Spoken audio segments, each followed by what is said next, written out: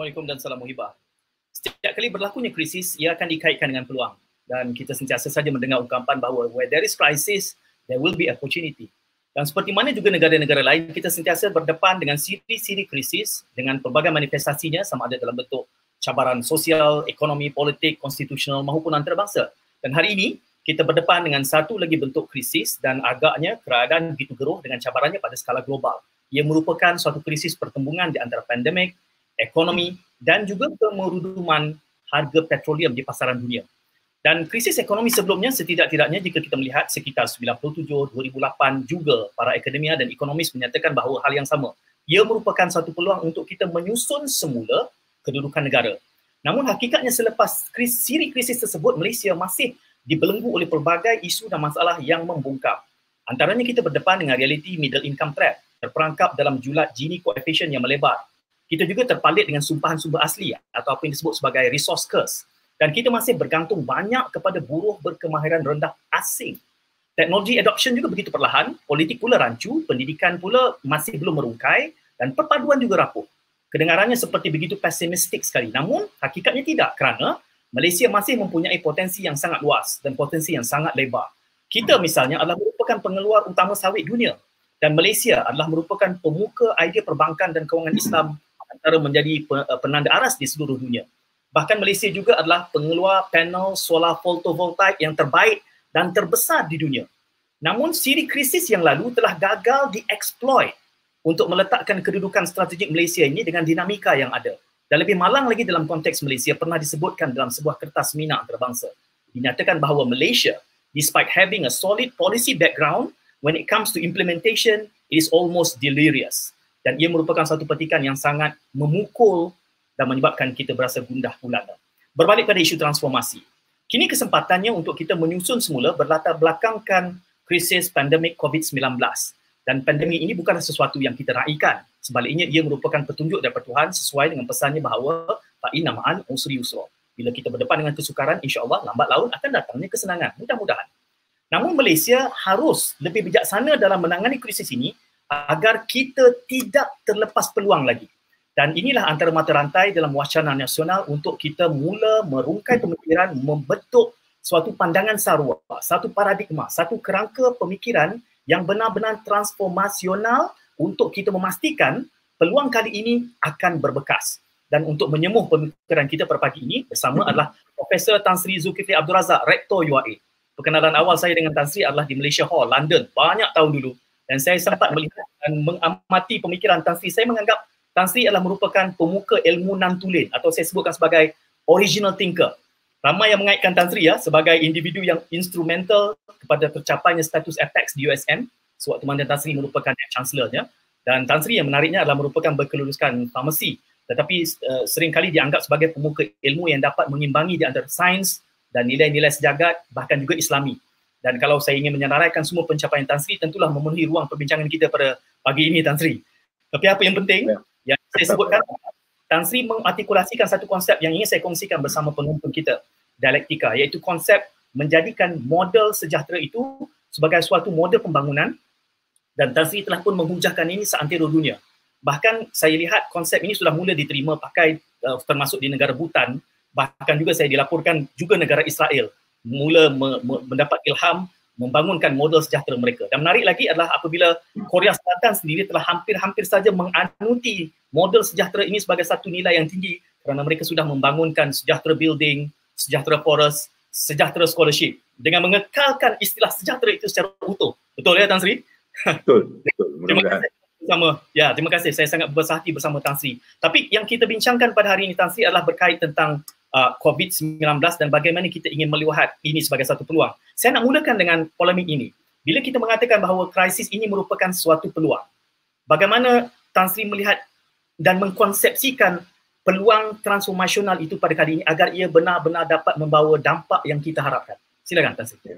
Terima kasih banyak saya merasa amat terharu atas peluang ini kerana ini adalah masa dan ketika di mana kita akan dapat mengumpul idea dan juga pemikiran bagaimana kita nak bergerak khususnya dari segi bidang pendidikan. COVID-19 ini bagi saya adalah satu, mungkin boleh dikatakan satu blessing lah, satu barakah mungkin kalau kita lihat daripada perspektif yang lain, kerana dianya berupaya menukar segala-galanya. Kalau kita selalu bercakap tentang COVID-19 ini sebagai satu krisis ekonomi, bagi saya dia tidak, dia krisis pelbagai. Dia krisis ekonomi, dia krisis alam sekitar, dia krisis nilai, dia krisis sosial, dia krisis kemanusiaan, dia segala-galanya yang memberi kita satu lagi bidang dan juga canvas yang cukup luas untuk kita memikirkan di mana kita nak bawa sekarang ini krisis ini sebagai satu penyelesaian. Ini pemikiran yang saya rasa kita tidak dapat lihat. Kita hanya tertumpu kepada 2-3 dimensi saja, sedangkan ini berbagai dimensi, multidimensional issue ini yang sebenarnya kita tidak ada langsung kemahiran ataupun kepakaran untuk merungkaikannya kalau kita hanya bekerja seorang saja. Kita terpaksa bekerja dalam satu pasukan, sebab itu hari ini dialektika ini saya rasa satu peluang keemasan kerana kita dapat menjangkau seramai orang yang mungkin membagi perspektif mereka supaya kita dapat mencari penyelesaian. Mungkin bukan cari penyelesaian tetapi sebagai satu langkah untuk ke arah penyelesaian ini. So, kita mesti faham the total picture, gambaran sebenarnya seluas mungkin di mana kita nanti boleh lihat di manakah peluang-peluang yang perlu kita utamakan dahulu. Dan 5 bagi saya adalah sekarang ini kita bercakap tentang ekonomi saja, tidak salah tentang cakap tentang ekonomi, tapi kita telah menepikan 2 dimensi yang penting bagi saya. Pertamanya lah kemanusiaan. Ya. Dalam kita mengangkat, membuka balik ekonomi, kita sekarang ini sedang menggugat balik nyawa orang. Di mana kita nak letak tentang seimbang ini? Ya. Kalau kita mengatakan bahawa ekonomi itu penting, kita lihat juga banyak sumbangan-sumbangan ekonomi yang lain yang penting yang kita tidak ambil kira. Misalnya kalau kita ambil alam sekitar, kita sudah juga dapat laporan namanya sungai ini kita sudah mula bersih, alam kita sudah jernih, awan kita sudah menjadi biru. Itu semua sumbangan-sumbangan ekonomi yang kita tidak ambil kira. Kalau kita misalnya nak membersihkan sungai, kita tahu the River of Life Gombak berbilion. Dalam masa 3 minggu kita sudah menyelesaikan satu masalah. Ini ada perspektif ekonominya tetapi tidak diambil kira langsung.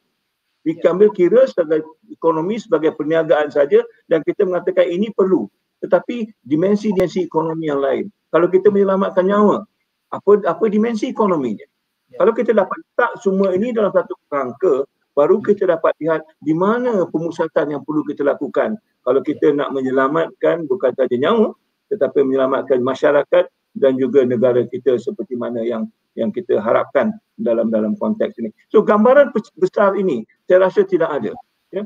Kita pecahkan kepada benda-benda yang kecil sehingga kan kita tidak nampak kaitannya dan macam mana kita nak merungkaikan secara keseluruhan. Itu rasanya perspektif yang saya rasakan kita perlu beri tumpuan, insyaAllah.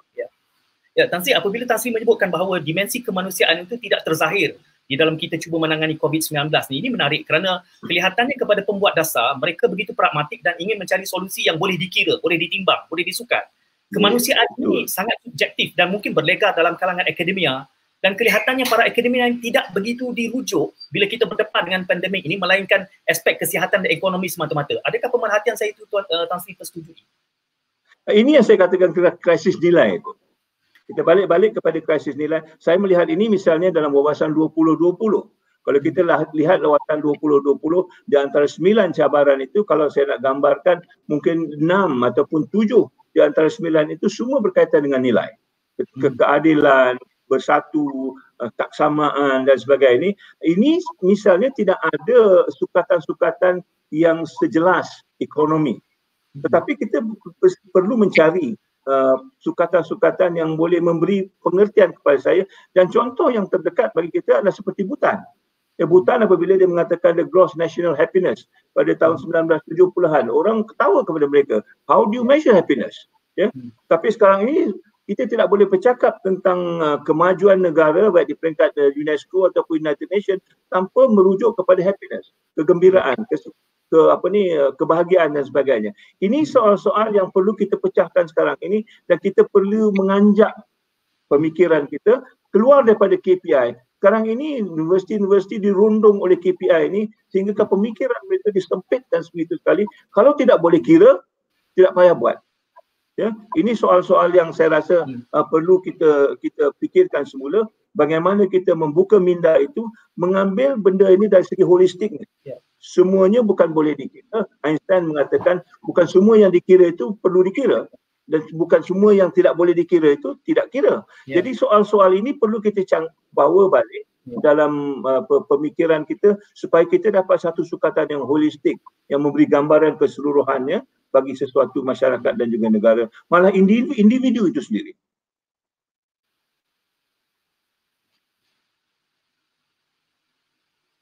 Ya.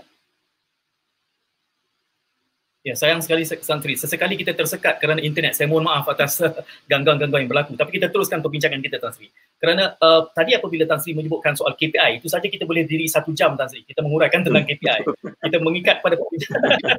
Tapi bila kita bercakap soal, saya melihat bahawa Kementerian Pengajian Tinggi setidak-tidaknya, kalaupun tidak setiap satu universiti itu secara unik, ya, mempunyai repository ilmu, pengalaman, kajian dan pemikiran yang luas untuk kita mengambil manfaat daripada krisis ini. Kita Tan Sri menyebutkan pergi ke peringkat yang lebih tinggi. Tetapi bagaimana proses itu boleh dilakukan secara murni, smooth di dalam tadbir urus yang ada ini? Bagaimana pengalaman dalam konteks negara-negara maju yang punya substance, ya, hubungkai di antara dasar dan juga para pemikir seperti Tan Sri, kerana kelihatannya seperti ada jurang. Walhal ini adalah kesempatan untuk kita mendengar secara telus dan tulus pandangan daripada akademia untuk krisis pada kali ini, Tan Sri. Ya, ini saya rasa soal, bagi saya lah, ini adalah soal keyakinan, soal kepercayaan atau kebolehpercayaan orang yang memberi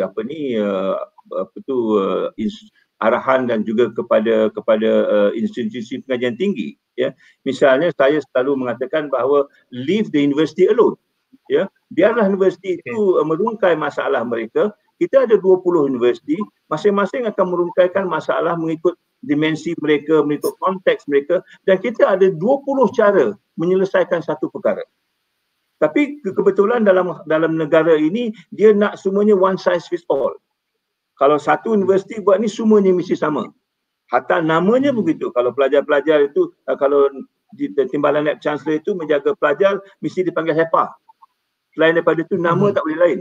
Jadi sampai benda yang sekecil itu, kita tidak berani mengadakan kepelbagaian. Saya rasa kita tidak ada langsung kecenderungan untuk membuka minda, bukan sahaja kita tetapi pelajar kita, untuk memikirkan dari perspektif-perspektif yang berbeza. I think diversity, kepelbagaian ini adalah satu anugerah, adalah satu kerahmatan. Kita bukan melihat kalau pemikiran itu berbeza, dia misalnya kita katakan, oh ini anti kerajaan, ini pro kerajaan. Itu bukan soalnya. Soalnya lagi banyak penyelesaian, lagi banyak pilihan, lagi rancak kita mencari penyelesaian yang baik. Ini perkara ini saya rasa tidak jelas. Dalam pengalaman saya, ini tahun ke-20 saya menjadi Naib Chancellor ataupun Rektor, saya tidak nampak dalam kerangka 20 tahun ini penyelesaian ini ada berlaku. Seperti juga macam saya pernah mendapat surat tunjuk sebab kerana memikirkan benda yang berlain daripada apa fikirkan secara arus perdananya. Ini antara benda-benda yang kritikal bagi saya, bagi orang-orang yang pemikir, dia mesti memikirkan benda-benda yang berbeza. Ada satu pepatah mengatakan, if two people think alike, the other one is redundant. Kalau saya dengan Syed berfikir sama, salah satu daripada tak payah ada lah. Bayangkan kalau 20 universiti sedemikian. Berapa banyak redundancy-nya. Sedangkan the power, the brain power adalah di universiti itu sendiri. Di pengajian tinggi saya rasa adalah tempat di mana kita boleh mengharapkan pemikiran-pemikiran akan telus daripada mereka. Ya. Tan Sri, setiap kali Tan Sri memberikan pandangan balas daripada soalan saya kemukakan, dah boleh berdiri sebagai satu topik by itself. Bila Tan Sri menyebutkan ini, saya teringat, saya menyebutkan bahawa apa perlunya sebuah kementerian untuk mengawal semua IPT yang ada. Kalau IPT itu punya autonominya, tapi itu tajuk nanti Tan Sri, sejam kita bincangkan. Saya berbalik kepada transformasi COVID ini, mengambil peluang ini, kerana Tan Sri membidas, ia bukan sebuah kebiasaan baru, ia bukan new normal, sebaliknya dia sebuah renewed normal, benda yang diperbaharui. Jadi maksudnya berbanding new normal, kita sepatutnya melakukan renewed normal dalam krisis ini.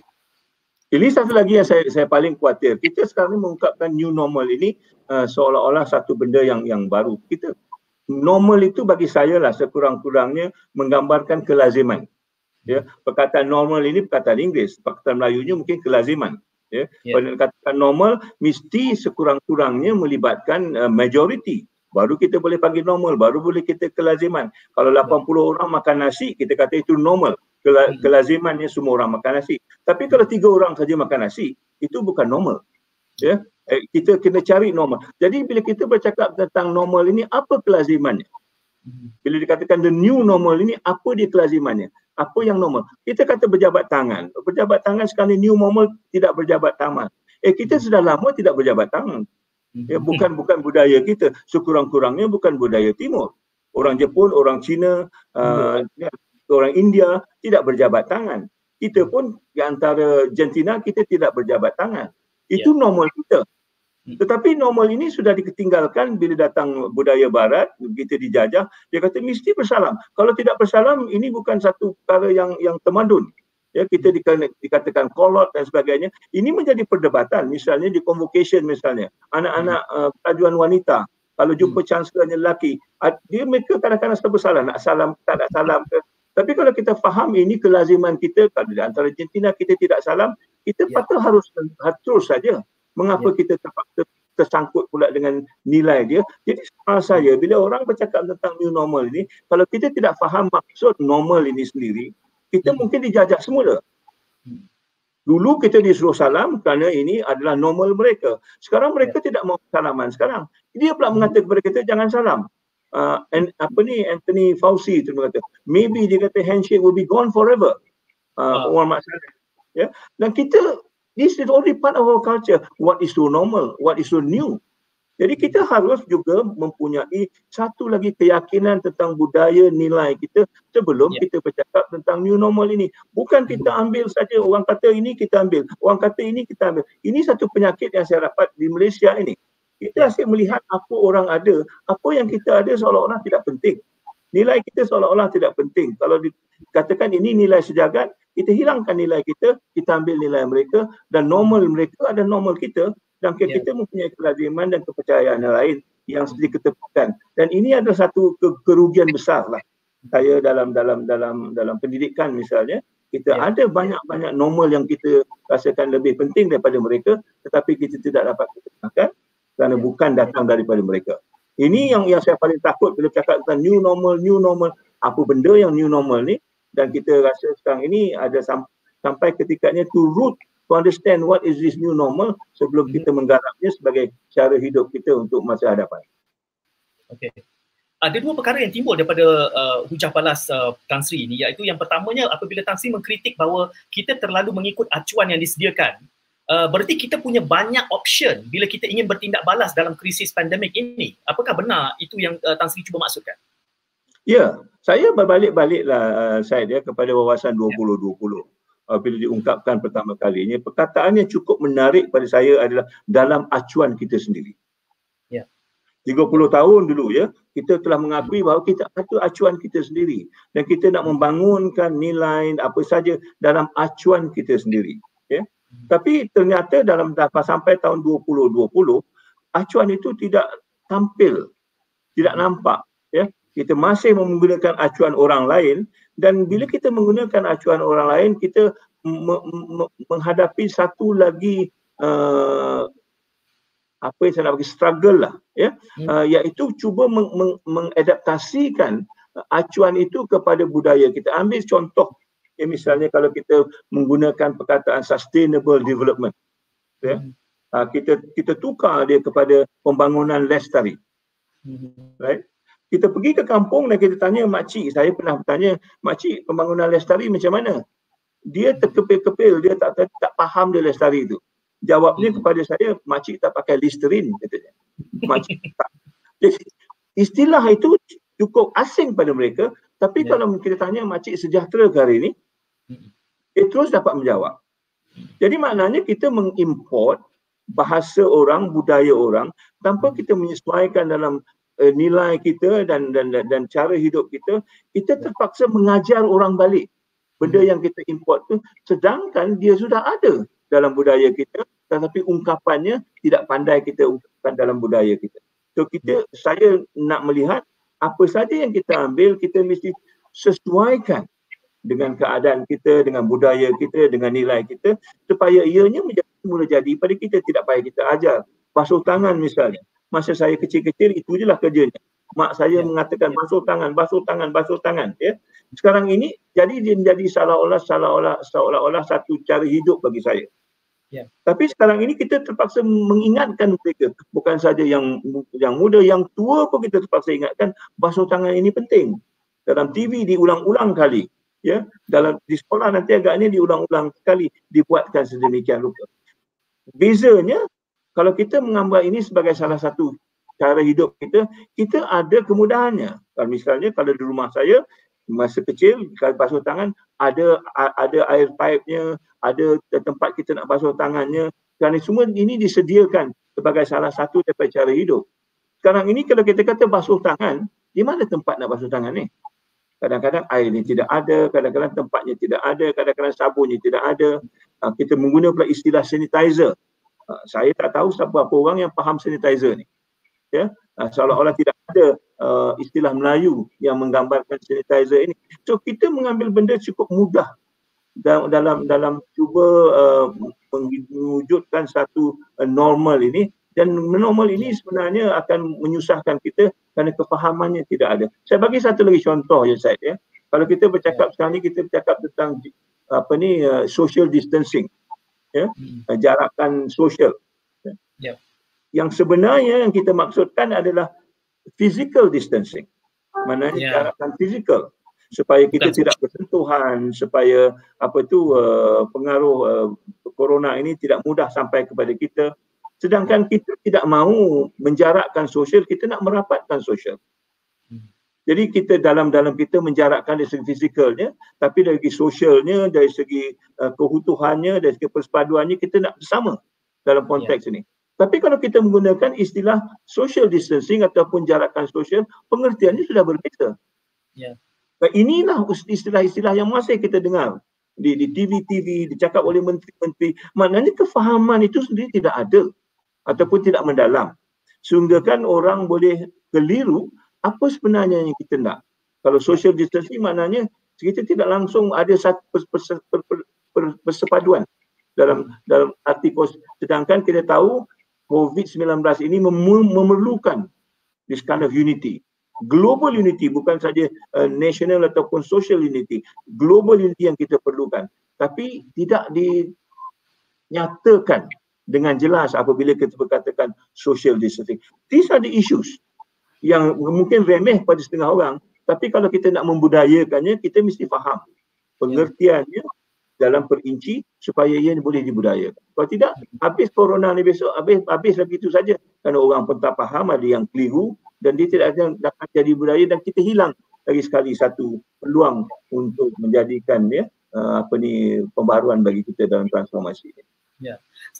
Apa yang bermain di fikiran saya, Tan Sri, saya sentiasa cuba sintesis setiap idea-idea yang Tan Sri kemukakan, dan ada banyak idea dalam satu hujah itu. Saya ingin, sebelum saya majukan soalan yang progresif, saya ingin melakukan sedikit yang retrospektif apabila bercakap soal acuan itu tadi. Saya cuba mencongkil pemikiran Tan Sri, mengapa agaknya bila kita bercakap acuan sendiri semenjak 30 tahun dan hari ini kita masih bercakap sebegitu, di sepanjang 30 tahun itu apa yang berlaku? Apakah tidak ada intervensi? Apakah akademia tidak cuba melakukan advokasi dasar? Apa yang berlaku kerana 30 tahun kita masih bergulat memperkenalkan, malah kita tak boleh nak tunjuk acuan kita sendiri tu hari ini, acuannya sendiri tak ada. Betul. Sedangkan acuannya ada. Ya. Saya berani bercakap tentang pendidikan sajalah, yang lain mungkin saya tidak begitu arif. Ya. Kalau kita nak bercakap tentang pendidikan, kita ada acuannya. Acuannya apa? Falsafah pendidikan kebangsaan ataupun falsafah pendidikan negara. Itu acuannya. Ya. 30 tahun, kita terjemakan ini pada 1988. Ya. Masa itu United Nations ataupun bangsa-bangsa bersatu masih memikirkan tentang apa dia acuan pendidikan yang nak dimasukkan bila mereka bercakap tentang Earth Summit, Sustainable Development dan sebagainya. Kita sudah ada, tetapi kita tidak mengenengahkannya. Tidak tahu pasal apa. Ini mungkin saya rasa kerana kita ada satu pemikiran yang cukup inferior lah.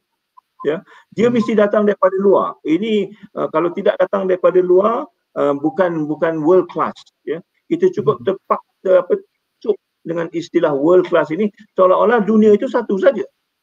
Ya, kalau kita lihat dunia ini pelbagai. Orang tanya saya, are you world class? Saya akan tanya balik, whose world are you talking about? Ya, in my world you may not be first class. In your world I may not be first class. But we have two different worlds. Kita mengiktiraf, kita ada empunya kita sendiri, cara kita sendiri, normal kita sendiri, ya. Dan ini adalah di antara acuan-acuan yang kita ketengahkan, yang patut ketengahkan. Malah dalam falsafah pendidikan kebangsaan, saya cukup yakin bahawa falsafah pendidikan kebangsaan itu sudah boleh menyelesaikan banyak masalah yang kita bercakap tentang COVID-19 ini. Ya. Tapi kita mesti ertikan, fahamkan apa dia falsafah pendidikan kebangsaan. Contohlah, falsafah pendidikan kebangsaan mengatakan kesudahannya kita nak mewujudkan manusia seimbang dan masyarakat seimbang. Berlakunya COVID hari ini kerana tidak ada keseimbangan lagi dalam masyarakat.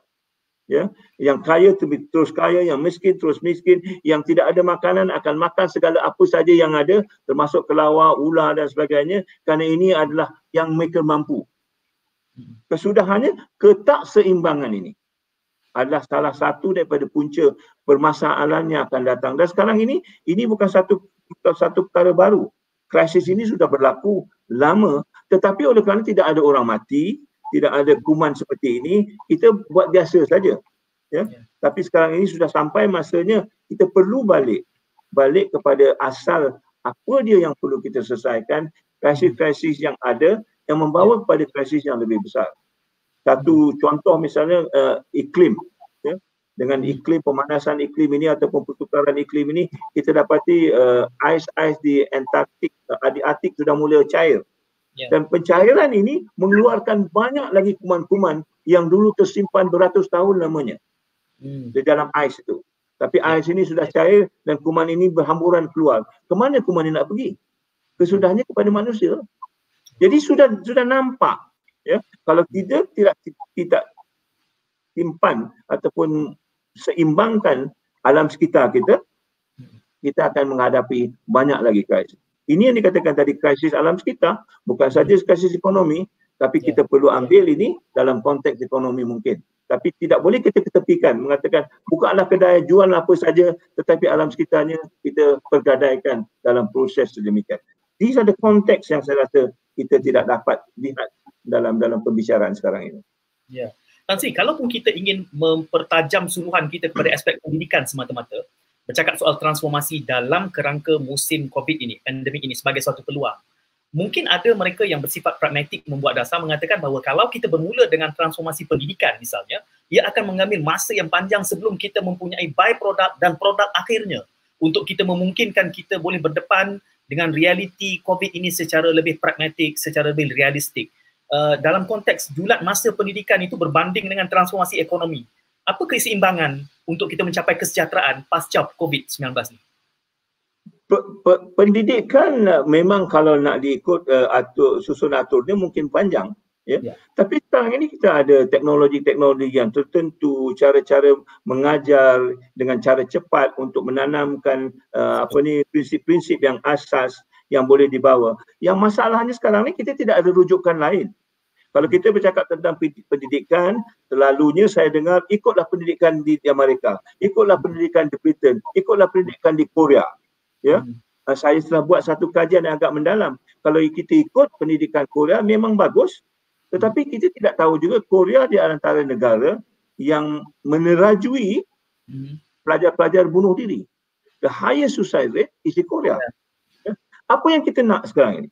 Adalah kita nakkan pendidikan yang kesudahannya pelajar-pelajar kita meredum bunuh diri, ataupun kita nak pendidikan yang kita asuh sendiri, mereka mendapat dalam falsafah pendidikan kebangsaannya ayatnya kesejahteraan diri. Pendidikan yang seimbang itu kesudahannya akan mencernakan kesejahteraan diri ini adalah byproduct, hasil daripada pendidikan. Dia bukan cakap tentang pekerjaan, dia bukan cakap tentang gaji, dia bukan cakap tentang ranking, dia cakap tentang manusia itu sendiri. Bila manusia itu sejahtera, yang lain akan datang. ya, rankingnya akan datang, semuanya akan pada manusia itu sejahtera dan pandai dia mengimbangi apa yang nak dilakukan. Jadi soalnya bagi kita, what is the process yang kita nak buat dalam kita meneraju ini? Seperti mana saya katakan tadi, soal sejahtera ini sudah ada di Korea. Mereka mengambil konsep ini dan membangunkan satu kampus yang dipanggil sebagai Sejahtera Korea. Ya. Ini 5 tahun yang lalu.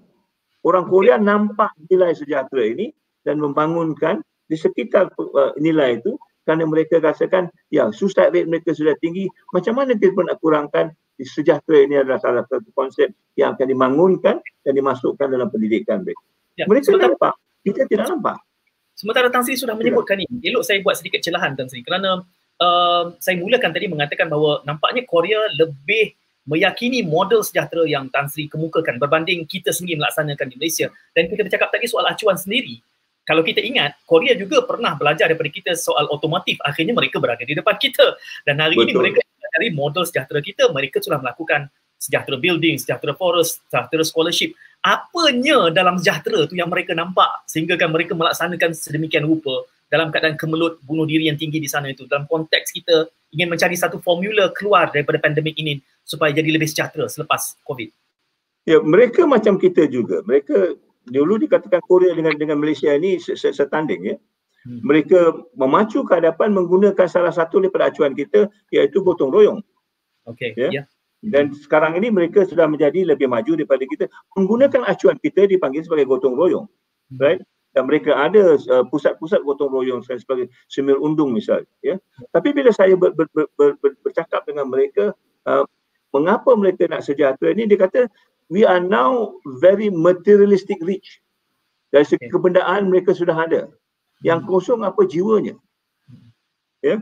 Dan dia mencari juga formula-formula jiwa ini bila kita lihat tentang kesejahteraan ini yang mengambil keseimbangan bukan saja kebendaan tetapi kerohanian, bukan saja ekologi tetapi ekonomi, bukan saja budaya tetapi hal-hal yang berkaitan dengan apa ni masyarakat yang lain. Mereka mendapat keseimbangan ini sebagai satu yang holistik yang boleh mereka gunakan untuk mengimbangi balik apa yang mereka telah misalnya terlepas pandang.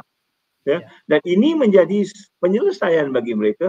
Dan dalam pusat sejahtera ini saya tahun lalu saja 100,000 orang sudah melihat pergi melawat pusat sejahtera di Korea ini dan belajar sejahtera daripada orang Korea.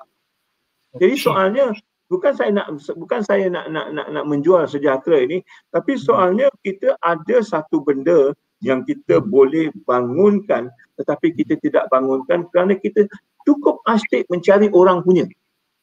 Ya, melihat apa orang yang ada, apa orang itu ada, apa orang yang ada, sehingga kan kita ada kita lupa. Dan kalau kita ada pun kita tidak tahu macam mana nak menggunakannya kerana kita sudah alpa tentang hal ini dengan kita lama sekali. So balik-baliklah saya rasa dalam mencari normal ini masyarakat Malaysia mesti balik-balik kepada apa yang kita ada dan bagaimana kita boleh pupuk dan menjadikan normal yang diperbaharui, the renewed normal rather than just the new normal. Ya, Tan Sri, saya mengharapkan kesudian Tan Sri nanti tampil sekali lagi. Kita bercakap tentang sejahtera sahaja 1 jam. Hari ini kita bercakap insya-Allah. Mudah-mudahan kita boleh panggil orang Korea ni kot. Boleh. Saya juga tanyakan kepada Tan Sri sebelum ni di mana petikan daripada idea gotong royong tu, itu saya cuba cari buktinya kerana itu beberapa kali saya dengar tapi saya belum jumpai penulisan tentangnya. Mudah-mudahan kita akan jumpa dan kita boleh kongsikan semula.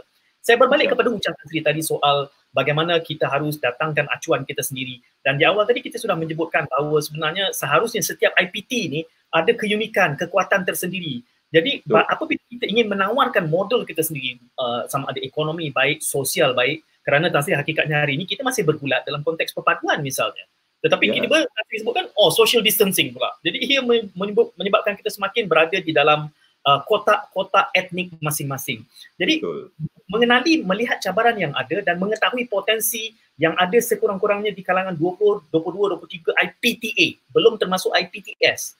Bagaimana penggemblengan idea-idea? Kerana saya menyifatkan KPT ini adalah repository akli yang paling besar dalam negara kita yang dalam pembuatan dasar kelihatannya seperti tersisih.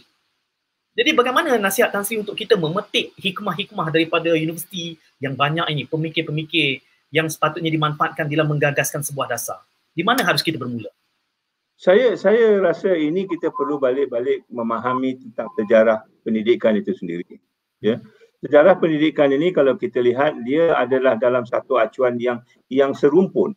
Ya. Dan kalau kita pecah-pecahkan pun kepada sains dan sastra dan universiti ada sains, dan saya daripada universiti sains misalnya, bila saya diminta mengepalai universiti itu pada tahun 2000, saya cukup sukar pasal saya orang sains.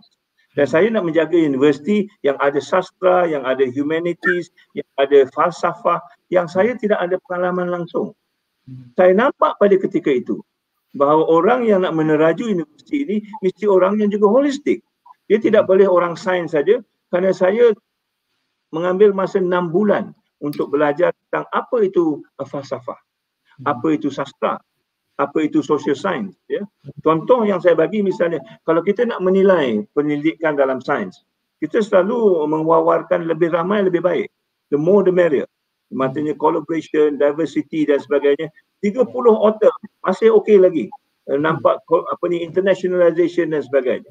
Ini kita jadikan sebagai paksi untuk menilai bagaimana orang sains itu membuat pendidikan dan penerbitan dan sebagainya. Bila kita bercakap dengan orang sastra, dia kata, no, for us, 2 orang dah cukup. Ya?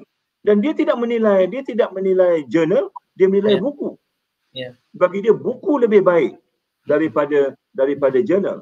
Jadi kalau kita ambil sukatan sastra, sains tadi, dan kita hempukkan kepada orang-orang sastra, kerana kita universiti sains, kita sudah kerugian besar.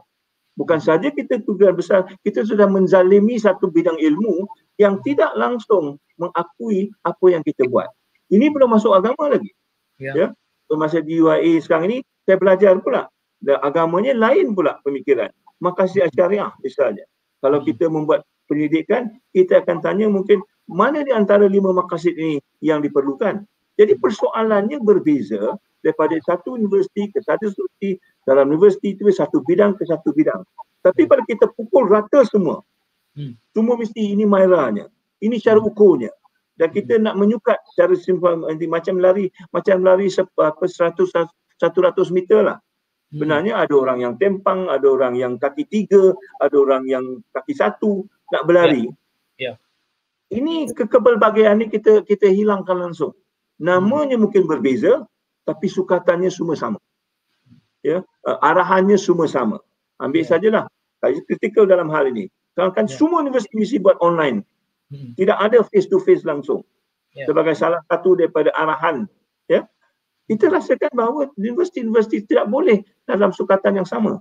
Perbezaannya itu berbeza. Misalnya kalau kita ambil di universiti-universiti sains misalnya, kalau nak buat praktikalnya, klinikalnya, mesti ada cara yang lain.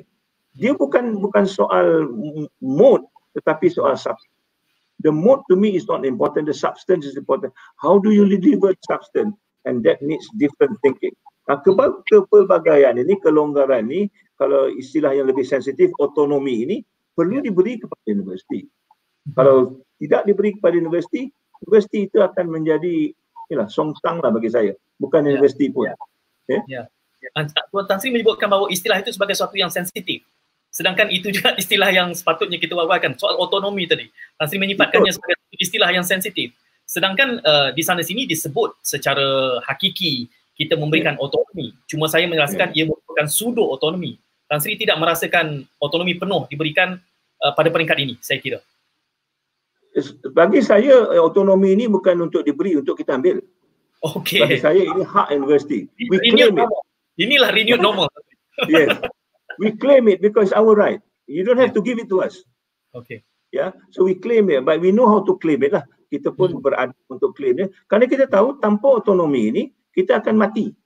Okay. Lambat laun kita akan mati. Dan kita tidak mahu ini berlaku dalam konteks yang kita sekarang ini lihat. Memang otonomi ini memang kalau COVID-19 ini otonomi adalah jalan keluarnya bagi saya. Dan itu menarik kerana Tan Sri saya lihat antara yang awal rektor ataupun naib chancellor yang memberikan gambaran bagaimana tindak balas di peringkat kampus. Dan ini menarik kerana dari segi demografi UIA itu sendiri, komposisi antarabangsa itu akan memberikan tekanan yang berbeza. Dan ini menarik kerana bila Tan Sri sebutkan tadi one size does not fits all. Itu penting untuk kita fahami. Saya nak membawa perbincangan itu kepada bakat kerana saya melihat bakat ini bila kita mengatakan bahawa pendidikan adalah kunci transformasi negara dan mengambil manfaat daripada COVID yang memerlukan PKP dan MCO ini dengan keterbatasan yang ada. Apakah trajektori bakat-bakat yang ada dalam kampus hari ini? Bila mana mereka berdepan dengan realiti nanti Tan Sri, kerja dah tak ada, ekonomi dah berubah, kemudian semua subjek yang sedang mereka pelajari hari ini, silap-silap keluar kampus, tak boleh diaplikasikan. They become obsolete instantaneously. Jadi apa trajektori yang Tan Sri boleh lihat dengan cabaran yang ada ni dalam konteks memanfaatkan bakat-bakat anak-anak kita di UiA dan di kampus-kampus lain? Ini kalau kita mendengar hujah-hujah orang seperti Greta Thunberg, ya, yang mengatakan the school today is irrelevant to our future. Ini statement anak-anak muda. Dia kata pendidikan sekarang ini tidak ada relevan lagi kepada dunia yang akan datang. You are teaching us to be in a world that is relevant to us. It is a very big statement oleh anak muda dan saya rasa statement ini betul. Ya, kerana apa yang mereka alami sekarang ini berbeza dengan apa yang saya alami sebagai guru, sebagai rektor, sebagainya, dan kita mesti mencari satu jalan keluar. Ya. Dan soal bakat ini, kita gunakan perkataan talent. Saya pun kadang-kadang bila cakap talent ni, bagi saya dulu kalau talent ini menyanyi je. Talent time katanya. Ya? Talent time, menyanyilah dia. Tapi kan kita cakap talent, what is this talent? I don't think anybody can articulate this talent. But bagi saya, talent kalau difahami, bakat itu adalah kekuatan individu industri. My inner strength is my talent. And kalau kita ada 30 orang, kita ada 30 talent. Tapi kefahaman sekarang ini, talent itu mesti disatukan. Balik pada one size fits all tadi. We do not recognize the 30 diverse talents yang ada di classroom kita. Kerana kita menganggap talent ini sebagai sukatan-sukatan yang dikatakan tadi KPI dan sebagainya. So kalau kita faham tentang talent ini, sebab itu di banyak tempat sekarang ini mereka tidak ada kadang-kadang cara meletakkan kurikulum yang tertentu. Mereka menanya kau, what is your interest? My interest is to be this. Dan saya akan pupuk interest itu. Sebagai guru, saya akan pupuk interest itu. Dan interest itu akan menjadi salah satu daripada kekuatan pelajar ini. Dia lain, dia buat, tapi dia ada satu yang unik. Dan itu dikatakan talent. Tapi di sekolah kita, kalau kita bercakap tentang talent ni, ini bukan kefahamannya. Sebab itu kalau kita lihat di sekolah amanah misalnya, trust school yang diterajui oleh Yayasan Amir dan Khazanah pada ketika itu, mereka menggunakan talent ini untuk mentransformasi sekolah. Saya terlibat secara langsung, kita sudah mentransformasi 80 sekolah menggunakan talent mereka masing-masing. Ini acuan mereka sendiri. Kita tidak menggunakan talent orang lain. Kita menggunakan talent tempatan. Dan inilah caranya. Bagi saya, kalau kita sudah boleh mentransformasi 80 buah sekolah, kita agaknya boleh mentransformasi 800 dan 8,000 buah sekolah. Kerana modelnya sudah ada. Soalnya sama ada kita mahu atau tidak mahu. Ternyata sekarang ini kita masih tersekat. Itulah semakin banyak idea-idea, tema-tema yang saya perlu bersama Tan Sri lagi di masa-masa mendatang ni. Saya memerlukan kesabaran Tan Sri lah melayani masa untuk saya tempuh. Tapi cuma dalam hal ini saya sedikit peribadi sifat soalan ini kerana saya lihat pemikiran Tan Sri itu begitu besar, sangat dan Tan Sri diberikan kesempatan ini untuk memimpin sebagai rektor UiA, sebelum ini di USIM juga, dan ke semua entiti ini, baik mana-mana kampus, ia merupakan satu perimeter yang menyekat idea-idea besar Tan Sri itu. Sebab Tan Sri sendiri menyebutkan bahawa we don't need school. Tetapi hakikatnya bagaimana untuk kita meniadakan sekolah pada hari ini. Jadi apa dilemanya Tan Sri untuk melaksanakan menjadi seorang yang idealistik dan pragmatik pada waktu yang sama, kerana itulah kuncinya untuk kita mencari solusi kepada transformasi pasca COVID ini. Idealisme dan pragmatisme serentak. Bagaimana kita boleh melakukan itu? Ini saya rasa bukan satu perkara yang ganjil lah. Ini satu perkara yang kalau kita faham di universiti lah, saya advocate, saya menguar-warkan is the authority of ideas, bukan the ideas of authority. Okay. Ya, yang berwibawa adalah idea, bukan orang yang memegang tampuk. Kalau dia macam Trump lah misalnya, dia presiden, tapi authoritative ideas dia zero. Jadi bagi kita, dalam penilaian kita, Trump ni tak masuk dalam buku kita. Tapi mungkin ada orang yang bekerja mungkin buruk, tapi ideanya cukup bernas. Kita sanjung orang ini, kita sanjung ideanya. Jadi kita sudah mula melebarkan sumbangan ini kepada orang mau berfikir, memberi idea kerana mereka mendapat pengiktirafan. Tidak kira apa kedudukan dia. Kalau kedudukan dia tinggi pun dia tidak ada idea, dia tidak akan dapat pengiktirafan dalam bidang-bidang ini. So ini adalah cara yang kita melihat. Jadi orang yang memikirkan idea-idea ini adalah orang yang mempunyai pengalaman tentang apa yang dibuat. 5 minit ni mungkin saya boleh bagi satu lagi contoh di USM. Bila saya dikunjungi oleh seorang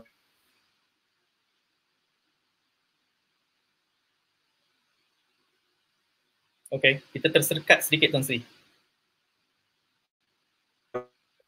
Ya, ada sedikit gangguan dari segi liputan internet kita Tan Sri.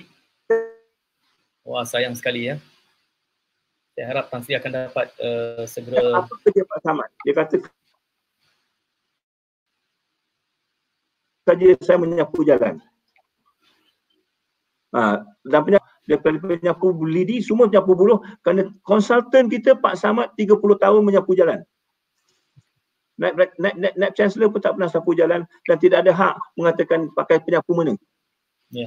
So the moment we celebrate ideas like this, then people will come up. And the pragmatism stays there because dia ada pengalaman dan praktikalnya sendiri. Tak payah kita nak sogok dan sebagainya. Mereka dengan relanya melibatkan diri untuk membangunkan institusi dan organisasi mereka kerana mereka rasa sebahagian daripada institusi itu sendiri.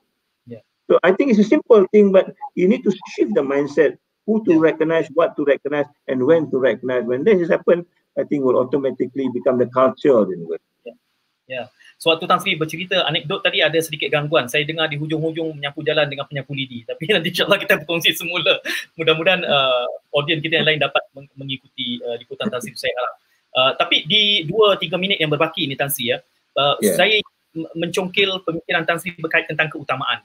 Kita banyak bercakap soal perkara-perkara yang ideal, tetapi di waktu yang sama kita mempunyai immediate concern, keprihatinan yang segera untuk kita tangani dalam konteks COVID ini, yang kita tak tahu kalau mengikut Ketua Pengarah Kesihatan mungkin berpanjangan sehingga 5 tahun.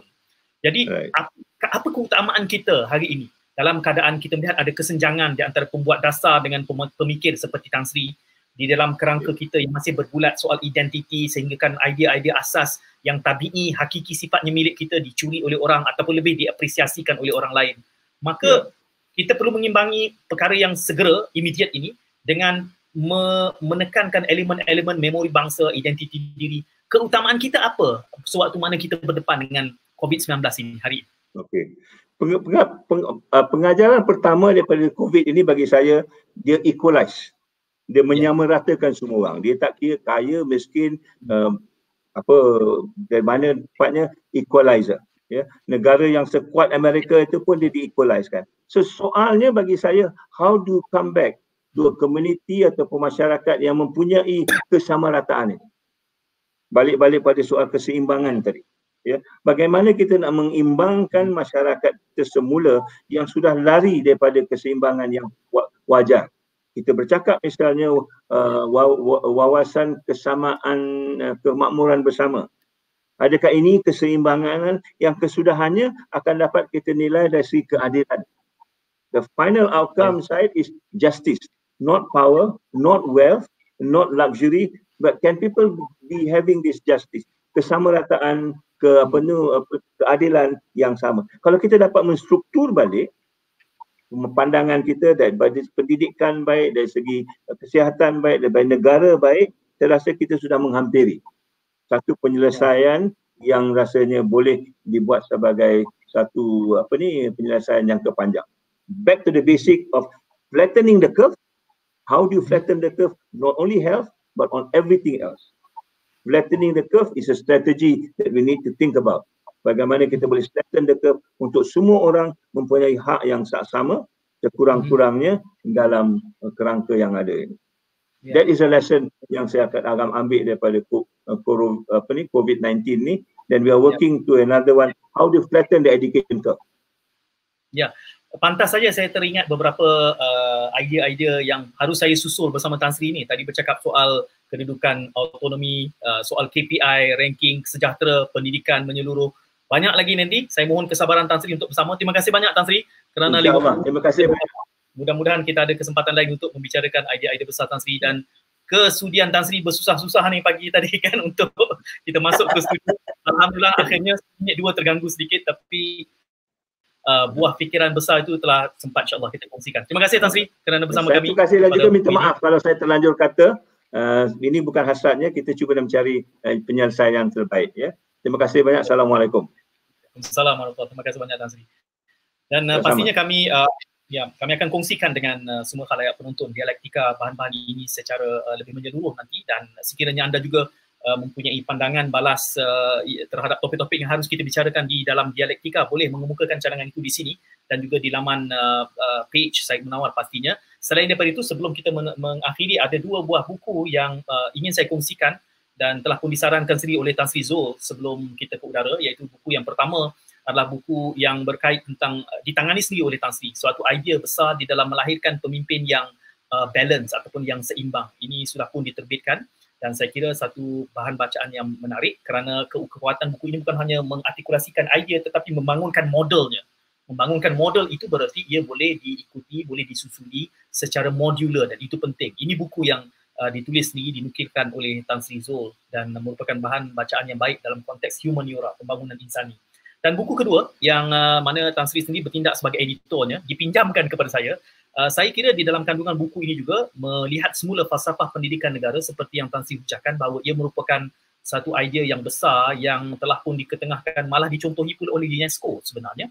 Keempat-empat dimensi yang disebutkan di dalam falsafah pendidikan negara itu harus diberikan penegasan baru, dan kelihatannya seperti kita tidak memegang falsafah ini sebagai asas untuk kita mengatur cara pembangunan pendidikan negara. Ini merupakan koleksi antologi pemikiran-pemikiran beberapa mufakir yang insya-Allah dalam kesempatan dialektika akan datang kita akan memetik satu persatu dan membicarakan tentang bagaimana falsafah pendidikan negara ini akan sepatutnya diberikan suluhan yang segar saban masa untuk kita memberikan keutamaan yang tepat dalam mengurus tadbir dan juga memacu kehadapan pendidikan negara. Okey, dialektika berakhir di sini. Boleh sarankan apa juga topik untuk kita bicarakan, bahkan juga mungkin anda berminat untuk tampil. Kita akan bersembang, mudah-mudahan ini akan sama-sama dapat membantu mengangkat pemikiran ummah secara lebih progresif demi mengisi kemajuan negara yang masih lagi jauh harus kita pacu bersama. Dan jangan lupa besok kami akan ke udara lagi untuk membicarakan, ini sedikit politik ya, memahami kemelut Dun Kedah. 2 panel yang kami bawakan iaitu Dr. Hamdan Razali, UiTM Pahang, dan juga Dr. Fuad Osman dari UUM. Kita bercakap tentang apa yang berlaku di Kedah ini untuk kita memahami realitinya. Mungkin mereka yang meminati politik akan melihat ini suatu topik yang menarik. Kita usai di sini, jumpa lagi. Ramadan Karim, mudah-mudahan kita sempat menikmati Lailatul Qadar dalam hari-hari yang berbaki. Assalamualaikum, salam muhibah, sedikit promo untuk acara besok. Sedang negara bergelut dengan pandemik global COVID-19, tiba-tiba kita diledakkan dengan krisis Dun Kedah.